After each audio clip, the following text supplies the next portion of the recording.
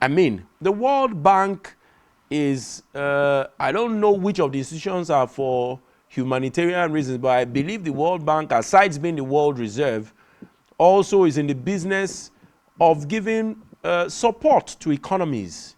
So how would we put that kind of blame on the World Bank? Should we not put that kind of blame on the institutions and structures of Nigeria that allow past governors seek loans and use the loans in a very indiscriminate way, and then their successors come and seek other loans without a clear plan of repayment? I don't think that is the way that in other democratic systems in other climes, I don't think that is the way they operate. So should we really be blaming the World Bank? The blame is on both sides. Remember that under the leadership of the National Assembly, under the leadership of Senator Bukola Saraki, he was a member of the APC, but even as a member of the APC leading the House, he rejected requests by the Buhari-led administration to borrow money indiscriminately. And Nigerians were very happy and were very blessed to have such a leadership, because these loans, people don't just go secretly to borrow loans. You go and get clearance from the House of Assembly in the state or the National Assembly at the federal level. And that particular dispensation, the federal government led by Buhari was not comfortable. And some of the leaders were very pissed off about Saraki not allowing free borrowing. And so when the chance came for Ahmed Lawan, who took over, he told the president in full glare of the public camera that whatever the administration, Buhari-led administration wants, that they will get, which included and mostly approval of loans, some of them which they can never even stand before their children to say wholeheartedly that they did that for the interest of the country. So if you have a National Assembly that is a rubber stamp, a National Assembly or a State House of Assembly that is waiting to hear whatever the governor wants and wants to please the governor or please the president, you don't have the people being represented. So we had that crisis under the last administration, and where it has taken us to, here we are in the middle of nowhere with borrowings up to 80-something trillion by the federal government, and like you've noted, about 9-point-something trillion by state. And I can bet you we may not even be too sure that all the figures of borrowings have been captured, actually put together. Yes, because some of these people, including state governors, they do secret borrowing, and they have financial terms that even those in government don't know what it means, because it's a syndicate. But what's the good thing? The good thing that a new Nigeria was born on February 25. Yes, whatever was the outcome of that last election, Nigeria is no longer the same. Citizens are going to engage leaders more, irrespective of your background, irrespective of whether you are an emperor or you are a stooge that was brought in.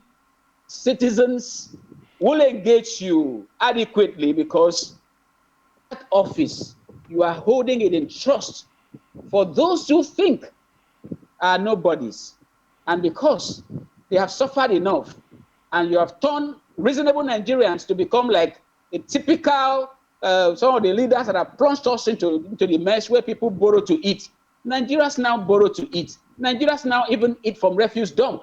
And there is an advocacy we are going to lead in open forum.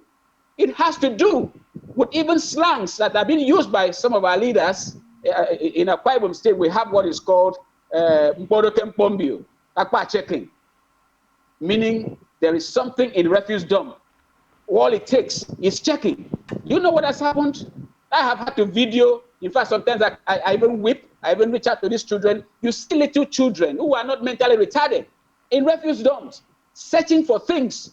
Their supposed leaders have turned to a slogan that Mboroke Mpombio, Akpa checking. So Even elders, mature people, now go to refuse dumps to check because they have been told that there's something in refuse dump. All it takes is checking. It is insane. So we are going to leading, in fact, by doing this openly, I want this advocacy to go out. Let us help our leaders think out slogans that can help them run their ministries, run their departments, and not something that will make our children to believe that, oh, a leader has said there's something in the refuse dump. The poverty rate, I have seen people taking things from refuse dump to eat. They are not mentally retarded. They have seen people coming to beg or going around begging. Even this morning, I had somebody I'm supposed to have helped, I could not help. It's so bad, but I couldn't even help the person. So we cannot sustain the kind of borrowing and the looting that we saw, which in some levels still continuing, if we have to make sense. So World Bank has its own blame.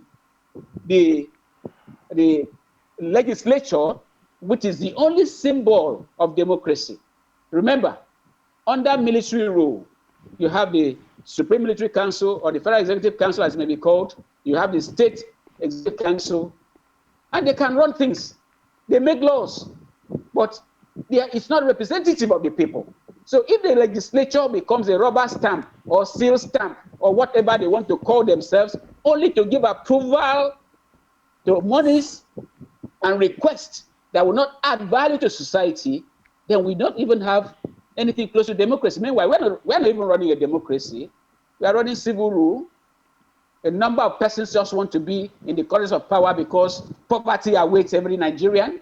So if you are not sure of money allocation from the oil sector, you'll be finished. And those that have gotten into office, they have refused to leave, as unproductive as they are. So I stand with SERAP.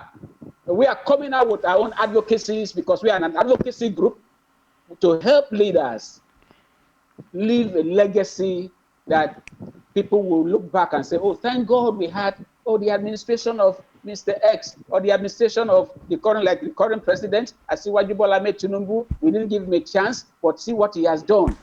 You know, and that's what I want to hear. He's now the president, the court cases are over. Forget about all that things that transpired. Now that the court case is over at the presidency, at national level, we must join hands to help President Bola Ahmed Tinubu to deliver. Those that feel it is their turn and they must loot as they like, citizens must rise up to say, you can't, it's not your money.